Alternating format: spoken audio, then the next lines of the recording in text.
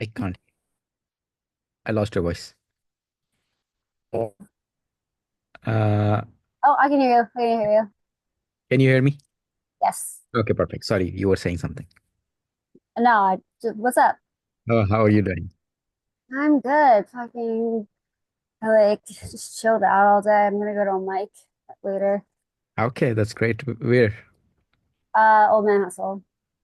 Okay, that's good. That's good. So I saw you at what do you call? I always get the name wrong. Marcon? The Merkin, yeah. Okay, yeah, late night. Yeah. And it was fascinating. And then we do this podcast, Poke the Bear. And I thought, I should invite you. And so I checked your Instagram and you're in a wide variety of art forms. Tell me a little bit about it and also tell me how long you've been doing stand up. Wait, what was the question? Okay. So my question is, I saw your Instagram and you're into lots of different art forms. Oh yeah, yeah. Yeah. So first, let's do that and then we'll go to the second part. Yeah, man, fucking I tattoo. Actually I just got back into it after like 3 or 4 years just doing, you know, not like not anything like serious. Like I didn't work in a shop, but I was doing it for like probably like 8 years. Great. Um, and I decided to get back into it like very recently. My equipment's like just come in. Technology is like crazy now. Like they have the wireless tattoo machines. Like I used to be in basements with like cords and just like try to like no, but it's awesome. Anyway, so I do tattooing. I draw not well, but I have my own style. Uh-huh. Like I just do black line work. That's my whole Right. art form thing. And yeah, I do music sometimes. Okay. Like I can play like two strings on the guitar and I can yell into a microphone. Okay. Uh, but yeah, Yeah. Okay. comedy is what I comedy is my main thing. Okay. And how long you've been doing is Like a comedy? year and a half. Oh, that's I've been a comedic actor for like well, for like 10 years, honestly. okay. That's great. But That's stand up like a year and a half. but you've gone really good in 1.5 year. Tell me your Well, secret. You've gone really good at it in 1.5 years. So oh, thank you so much. Thank you. yeah. I don't know, man. I work really hard at it. Okay. Like I'm crazy. Like no one should do what I do. Like I go to like 3 mics a day. It's like Oh, it's very unhinged. Yeah, it's okay. not like I didn't go to a mic today and I feel like not cool. So I'm gonna go to a midnight mic. Okay. But like, yeah, I work really hard at it. So hopefully I'm good and So yeah, or that means you're practicing a lot.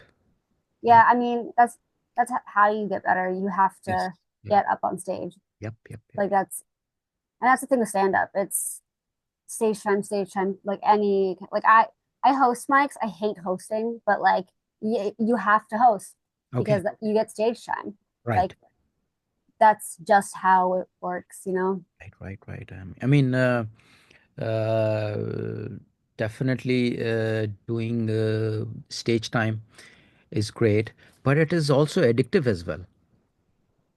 Oh yeah. But I think anything is kind of like that. Like I think if I was really into the guitar, I Mhm. would sit in my room and play guitar all day. Uh-huh. I have like a very addictive personality. So Right. like once I get hooked on something, it's like let's Y- go. I mean, obviously the attention is one thing. Everyone loves a microphone, but it's Mhm. like be in a room with a bunch of other people that also want the microphone. It's Mhm. like have respect for like their craft is like a whole different like Right. kind But of attention. you got to have material, you got to have substance in order to get on the mic. Mic is a phobia as well for many people. I know, isn't that crazy? Isn't that crazy that like what we do for fun, some people like have nightmares about? Yes. I mean, I do music as well. I sing and I play guitar and play piano as well.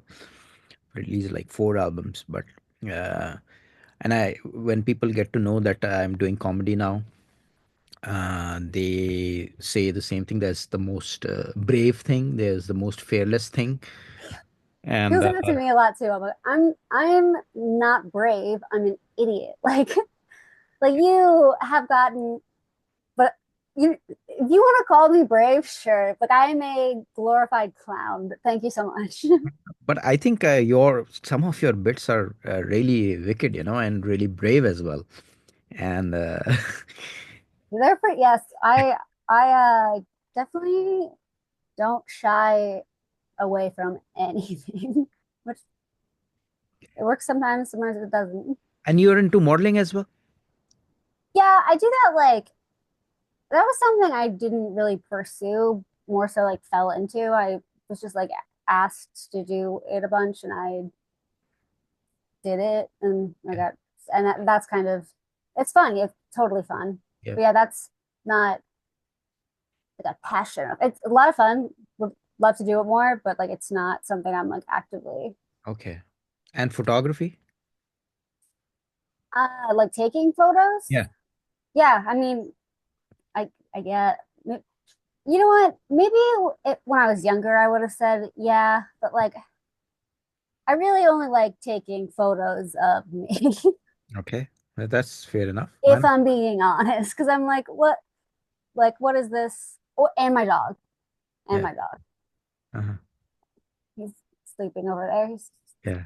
being cute. I could die. I mean, one thing that I learned from comedy, and I really enjoy comedy for the same reason, is that, it makes you even more. I mean, it takes a, level of fearlessness to be on the mic and then, just going to places and doing multiple mics in a day.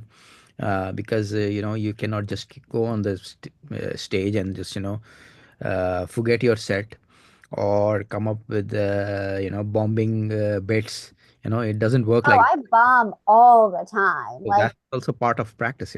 oh my gosh, like I bomb so much. Like sometimes I'll write like 1,000 jokes and I'll go on stage and like zero of them will work. And I'm like, okay, but the thing is, you still have to do those exact same jokes like the next couple of mics because it could be just the people there. Exactly. But if they fail at all of them, then you can like, I mean, that's the good thing about comedy is that either people are laughing on your jokes or at you. If you're bombing, then it's fun as well. I think it's part of the muscle memory and learning curve. yeah. I mean, when you bomb, it's like it's not really when you're a comic that's not at like a substantially high level, meaning people are coming just to see you and your comedy. Like, there's a chance you're going to do shows and you're not going to do well because if they don't know what kind of comedy they're coming to see, Mhm. then you can very like there's a point I did Greenwich and I had like two shows in a row I bombed because it was like families and stuff. And like I don't have a lot of clean material. I'm trying to like clean it up, but like my my shit's pretty dark. Yes, it is. Yeah. Yeah, but the people who do think it's funny think it's really funny, Yes. and so it's like it's hit or miss kind of with everything. But as long as you're punching up, Yeah. then you can Yeah. do whatever you want, I think. Yeah. Right. I mean, I was listening to this podcast of Tom Segura and Anthony Jeselnik last night. I And love Tom yeah, Segura. yeah, and they were still, I think that's part of the fun, the thrill of, or the scare of bombing. It still haunts them, even at this level, and they're like, one of the finest of our times. So I think that's also that that's something also that keeps us on our edge, and keep coming up with edgy material as well, and not backing down, and being fearless is, when you are not afraid of losing. I think then that's where you cross the boundary of being safe. Yeah, I mean, I really don't think that there's like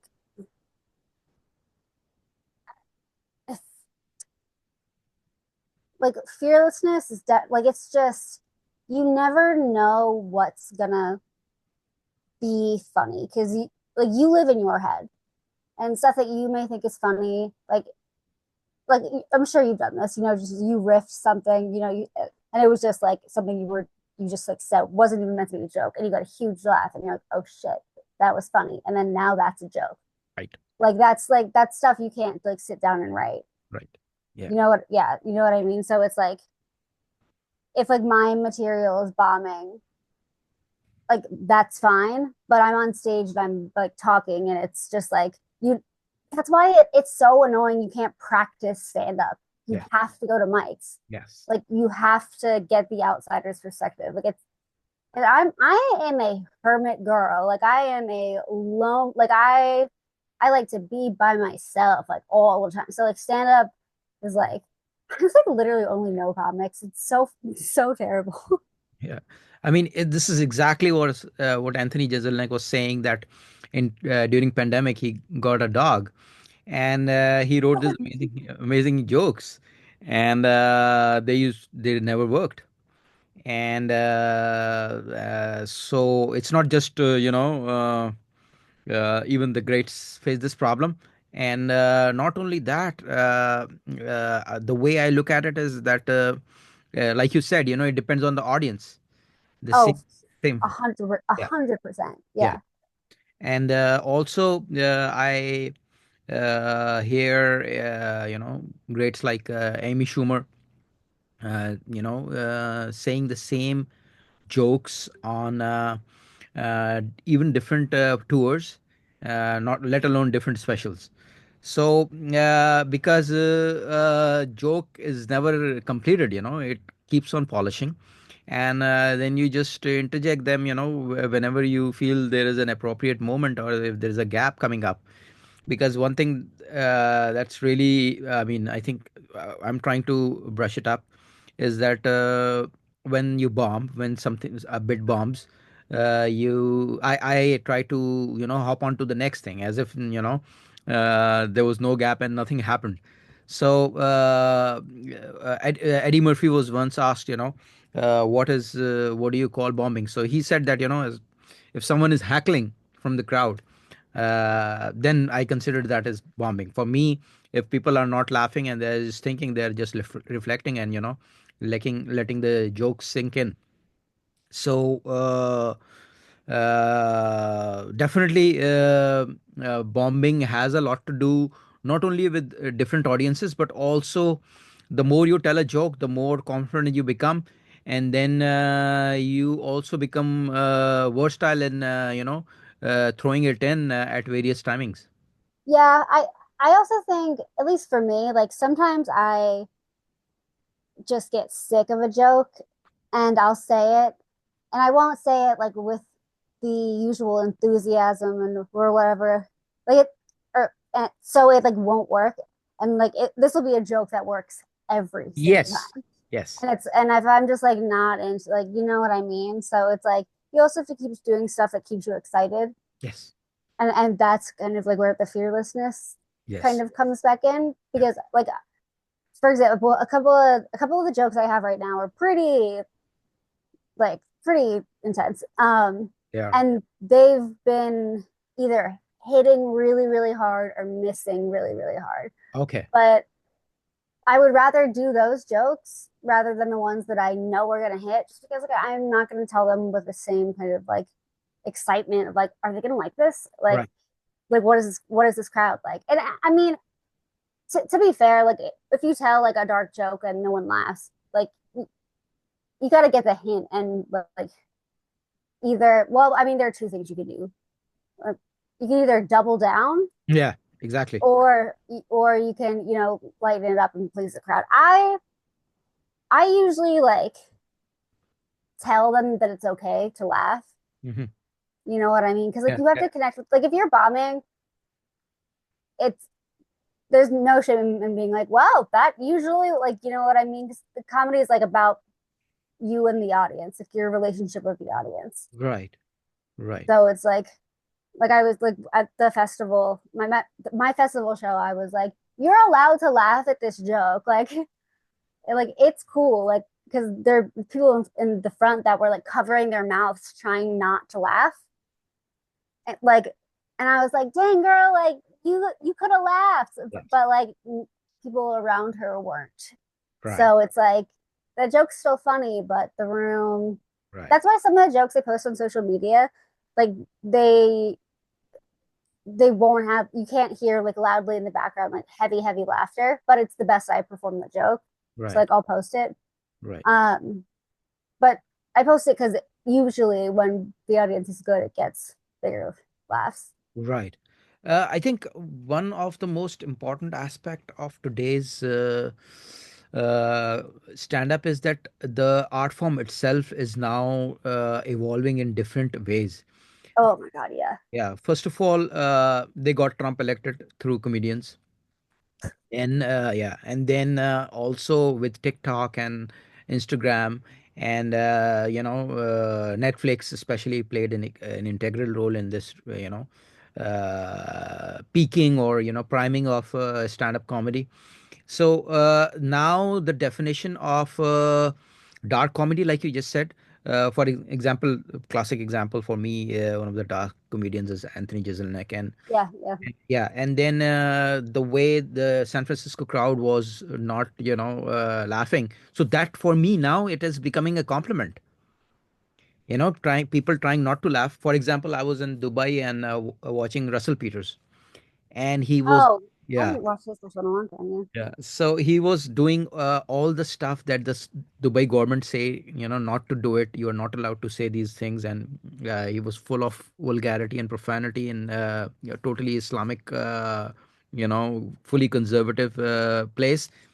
And there were girls sitting next to me in a hijab, and they were laughing on his dick and pussy jokes like crazy. They could not hold it, you know and also, but there is also because comedy in one way is priming, but on the other perspective, it's saturating in some way as well, because the well-paid comedians are kind of creating a status quo, and like you said, people sometimes laugh just to pretend that they understood the joke, and just to be go with the flow, and sometimes they don't laugh for the same reason because they see other people are not laughing, so they don't want to Yeah, be part of that's that. definitely an issue that I have a lot. Yeah, Like, because the one of the important things that I observed in your comedy is that it is very important for any comedian, like especially I would take it for myself, that I've been a writer all my life, so writing jokes is no problem, but it's a different art form to tell a joke, yeah, you know so the way you groove your jokes are amazing, and but with the passage of time, the more you tell that joke, the more polished it becomes, and uh, sometimes in some situations, like you just mentioned, that you are exhausted and you lose faith or hope on that joke, and people laugh for the same reason because you're feeling frustrated and then they laugh on it. yeah. Like I have like the more of like a different issue. It's like what like I will get lazy with telling a joke. Like I'm literally just saying the words, Mhm. and without the cadence, it's not funny. Okay. Yes. You know what I mean? Unless it's like a pun, Yes. like it's not funny. So it's like when I do tell those jokes, I know why I didn't get a laugh because I didn't really tell the joke. I just spoke it. Okay. You know what I mean? You mean the So Ollie one? The Ollie? the all oh yeah, my skate dude.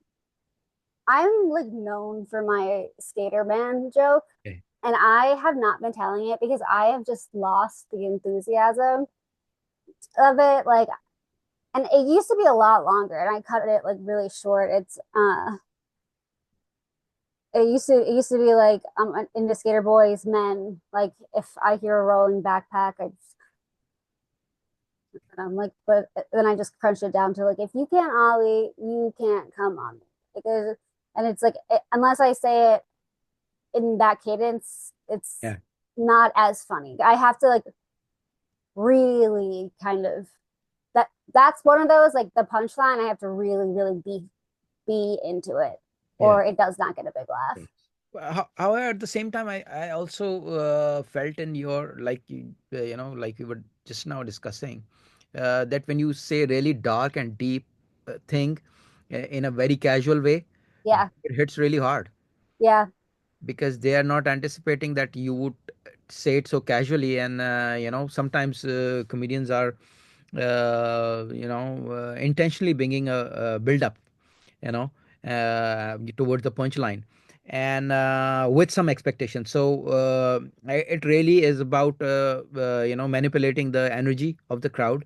Oh yeah, for Yeah. sure. It's Yeah. about they can't guess what the joke's gonna be. Yes. Like you don't want them to know. Like, you want them to be you want a misdirect, like the best misdirect you can get. Like, Yeah. and those are the casual saying ones. But sometimes like if you can't Ali, you can't Hollywood, and like I just like that one I have to like punch very hard Mhm.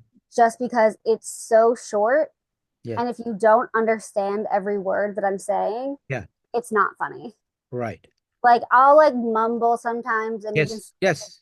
but like That if it's, makes it yeah, stylish. That makes it stylish as well. yeah, And uh, and also your bit about father and fucking the ugly girl thing, that sometimes it digs really deep because you just said it like that, and people take time to let it sink in, and then they respond, that yeah, they can't believe that they heard it like that. yeah. I have a pun that I've been telling kind of recently that like takes a long time to settle in, but it's so funny because every time I tell it, you watch everyone look around and then somebody gets it and then tells the other person and then it's like a 5 minutes of just like oh and then you finally get a laugh Yes. and it's just Yes. like Yes. Also about the sneeze. oh yeah that one that's my like newest joke that has been hitting really hard Yeah. but it's also a joke that I have to tell correctly and Right. I can't just like like cruise past it because Right. you have to understand like what I'm Yeah. saying. Exactly. And also you have to develop the context of it, because sometimes Yeah, you can get in and out of the joke. You can enter from anywhere and get out of it, and then still tell the joke with different intensity, and a kind of a versatility or variety of the situation where you are punching it in. But that's the kind of a joke you have to put it in proper context, and give a. yeah, you have to like that's definitely a build up joke and there are a couple of tags in the joke Yeah. that gets through and then it's just yeah that's what I'm trying to perfect a little bit and I didn't realize that it was gonna be one of my regular set jokes like I didn't realize it was gonna get that great of a reaction Right. too and that's again that is why you gotta just go like you gotta just try everything. Right, right, exactly.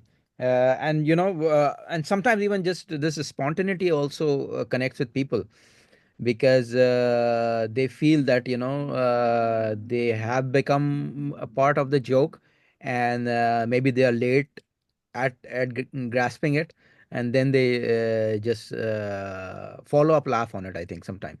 Yeah and just kind of like the absurdity and Yes. like you always want to make it absurd but not like so absurd that it's like not believable Right. you know Yeah. so it's also keeping that kind of like I'm actually telling you like hey like I'm having a conversation with a friend telling you like what happened to me last night like Right. that's what makes it funny if Right. Right. yeah that's kind of the vibe with that one. What are some of your influences? I feel a little bit of Sarah Silverman in your material. I sh- honestly The she's style. probably no she's probably my biggest influence Oh, really? Oh, okay. yeah Because She she's mine as well. yeah, she's my all-time favorite comic. I think she is, I mean, like her writing is just so fucking good. Like it's incredible. Like Right. I remember one time I was watching, and I aspire to be like her in the way of telling jokes about really fucked up shit, like like shit you should not laugh at, Right. like like shit that's like you don't joke about. Like abortion But joke. yeah, yeah, but being able to make it a joke. Yeah. I watched a special of hers, and in that special, she made a joke about domestic assault, Mhm. abortion, rape, Yes. uh, Porn. what else? What was the other one? Porn. Porn's not that controversial, but like but ones that are just like so Okay, over the top. Yeah. like I mean, yeah, like topics that are like, Right. whoa, like you bring that up, you like are gonna trigger some people. Right. But like I don't think porn's that triggering. Like you Yeah. Yeah. Yeah. like that might just be me or whatever. But like I was like, she just did that in one set. Like and in my head I was like, I wonder if she sat down and goes, what are the most fucked up things in the world? Right. And let's see if I can make a joke about all of them. So that's kind of what I try to do. Like if something is like the most fucked up shit that's happened to me, Yeah. like I the way I deal with it in my real life is I make it a like I joke about it. Like I truly joke, and that's kind of what helps me like heal from it. Like I really don't have any like it's almost impossible to get me mad. Like I don't fucking care. Like for my birthday, I had a literal roast of me, and Uh-huh. my friends, my comedian friends were lined up to just roast me, and I just sat there in silence for like 2 hours while they just ripped me apart, and I was laughing. It was so great. I mean, if you are choosing this situation, that getting roasted on your birthday, then I think it's impossible that anything in life can bring you down. Dude, yeah, I mean, it's like, well, I mean, I'm definitely I'm definitely a comic, so I have depression, obviously, but like I don't get phased really by like Right. shit other people do to me to Yeah. like hurt me. Right. Right. It's like, oh, like, I mean, it kinds of develop a wall of protection around you. You become thick-skinned, and you can choose to get angry at stuff. yeah, Like it's your choice to get upset at something. And it's your choice to be reactive to something. It's your choice to yell back at somebody if they yell at you. yeah, You know what I mean? Or like, it's your choice to hit someone back if they hit you. Or right, you can just be like, that yeah, was dumb. Like, because you're not feeling personally attacked because you just think yeah. That's that's their problem. Like, that's not my problem. and I think that's where I believe that comedy stand-up is better than therapy because you are basically you have a bunch of people listening to you, and essentially that's what happens in therapy. One therapist listens to you, and over here you are on the stage and you have a mic and everybody is listening to your There's uh, a very fine line with that, too, I also think. yeah, Because sometimes comics will use the microphone as their therapy session, but not realize that you have to form a joke about it. You right, can't just get up there and kind of like say all the fucked up shit like that's going through your life. You right, have to write it. You have to work through it like package by it. yourself first. Practice, make it into a joke. Like some comics will go on tangents about stuff, and you're just like, okay, and I get it. Like you're just kind of like venting at some point, and it's hard not to Mhm. because again, you have the microphone, and everyone has to listen to you, like you just said, like a therapist. Right, But like you have to try so hard to not get carried away with it. right, You know what I mean? Like it sure you that fucked up shit, like you can absolutely talk about it, but you gotta go within yourself first Right. to make it a joke. Right. Like you have to like make it entertainment because Right. you're there to entertain the people. Yes. Yeah, sure, it might feel good for you, but the main like the reason that we are on that stage is Right. to entertain the audience. That is right. That is right. So it's like it's a very fine line. Yeah. I mean, it's better than therapy because it's free. Well, it's like $5, Yeah. to go to open mic, but and two drink minimum. Right. Yeah. I mean, but however, I have a little bit different view on that because the thing is, this pressure on this template pressure or a formula pressure on comedians to give back-to-back jokes, whether it is especially on open mic, because on open mic level, because somehow the audience feel entitled, that you should make them laugh, and of course we are there to make it all amusing. But however, at the same time, there is a cost, there is a price, and there is an opportunity cost involved, in the sense that when you are pushing the envelope and expanding any type of art form, it sometimes become redundant initially, and then suddenly, for example, even in Sarah Silverman's case, uh, her totally contrasting style, like for example, Amy Schumer. I really like her writing style as well, and the way she punches and uses her vocals and voice range, and expression in her voice to tell. However, Sarah is extremely audacious in her viewpoints, besides being a good writer. Mhm. And she which is a very important thing in as far as, like I said, being Sarah as an influence on me, is that I just throw the joke, and I try to just detach it from myself and see how it relates or does not even maybe relate to the audience. So You have to make sure it's a joke though. Like yeah, that's what I'm saying because a lot of times people will get up there and just talk, yeah, like just air their grievances. So it's like you have to make sure like what you're saying is a joke. And yes, that's the thing about being an open micer because we don't have 30 minutes on stage to explain, you know, all the stuff. We have 5 minutes yes, or sometimes 3 minutes yes, to get to practice the things we really need to practice. So wasting that time doing that right, is like there's got to be a reason behind it. You know what I mean? Like there has to be some kind of something you're testing out with it, right, or it has to be pre-thunk. I think I always notice brand new comics yeah, always are like I'm gonna go on stage and just talk about my life, right, and I'm like, I'm not gonna tell anybody what to do, but that's the dumbest thing in the yes. world. Like it's dumb. Like unless it's like a riff mic, because there are improv riff mics where you're supposed to do that, but otherwise it's so you're wasting your money. Right. Like you're not practicing Yes. your craft. Like it's not nobody can do that. So it's like yeah, that's kind of my The thing with way, it. the way especially in like for example, huge specials and arenas and auditoriums sold out.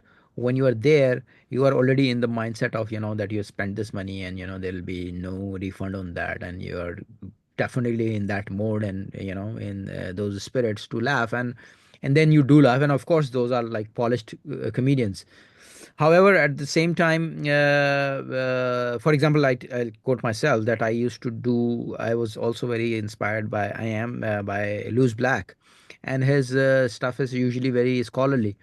And I was not getting the kind of response that usually people get from satirical, material, and so I just went towards profanity, and people laugh like crazy, you know. Uh, Yeah, it's the shock value. Yeah. yeah, yeah. So in that context, I believe, and also like you mentioned, we all have to develop that muscle memory, Like George Carlin once said that you can, and you just mentioned as well, that this is an art form that you can only learn by practice. Yeah, and it sucks practicing. Cost you $5, and you Like gotta get up and go like do it. like you mentioned about jujitsu. Jujitsu is also something like, you have to really do it, and you have to go through like you got injured, and those pain and misery, and because in I do UFC. yoga now. I do yoga now. Yeah, I do yoga as well, and I'm a martial artist. I mean, I'm a black belt myself as well. But what I'm trying to say is that, for example, these UFC fighters, they can practice all jiu-jitsu they want, all these different martial arts form, but their real test is in the cage, because in the practice, on the mat, they are still practicing, and it's not a real fight. Yeah, yeah, no, you're right. Yeah, Yeah, so it's somewhat, and people like Joe Rogan, who are comedians as well, and MMA enthusiasts as well. So there is this matter of reality and spontaneity, where it cross paths is extremely important. yeah. No, that's definitely true. Never really thought about it like that. I definitely think you can. No, never mind. Yeah. What I was gonna say, it doesn't make sense. Never So, mind. no, no, go ahead, say it. No, I was gonna say, like, martial artists can practice push-ups to get stronger for their punches, but comics can write down their jokes to get stronger for their performance. So it Right. is similar. Like, Similar also in the sense of match reading. When you're fighting, you have to read what's going on and what the other person. oh yeah, experience is Yeah, everything. yeah. And same is about the crowd. Like you just mentioned that, the same joke falls differently on different people, because it, based on your perception, on their perception. And you can only tell things that are amusing to you, basically. And Yeah, yeah, you feel confident about it, and you come on the stage and you tell it, and then risk that stage time, and then your sanity as well at some time. yeah. I definitely went through a phase where I was like, I have to just write a whole new set that is all clean material. And I was talking to like a more seasoned comic, and they're like, don't do that because that's not your kind of like Right. don't do that because That's not it's your not brand. gonna. It's just not gonna be. You're not gonna. First of all, you're not gonna be able to do it because it's not like your thing. Like that's not like what like you're known for. And if you are doing a show and the audience isn't laughing because they don't like the dark jokes, you gotta just double down on them. Yes. And you can talk to the audience too, Yeah. you know? Like you can be like like why didn't you laugh at that joke? Like, you know what I mean? Like you can do whatever you want pretty Right. much. Right. So it's yeah, you definitely gotta know your style and because it's everyone says there's so much money in clean comedy, but it's like if that's not your thing, then that's just not your thing. And what's crazy is I never thought that I was gonna be a blue comic. Mhm. Like I don't know, I just never that was never my goal. Mhm. But I guess you find out like what what really works and what you because you have to tell what you think is funny. Exactly. And also, Taylor, I would emphasize that now, this mindset of what I would say dilemma of clean comedy, our societal boundaries are pushing now, Yeah. and this slurs and slang are becoming part of the mainstream culture, and that's the reason these TV shows and television in general is becoming irrelevant, because YouTube and podcast has totally redefined. For example, again, Oh, coming back to Trump's election, that he basically divorced the made the people divorce the mainstream culture and mainstream media, and now I think blue comedy is probably the mainstream comedy, because first of all, you can see all this material on YouTube, number one, and you don't have to beep them, and at the same time, you cannot just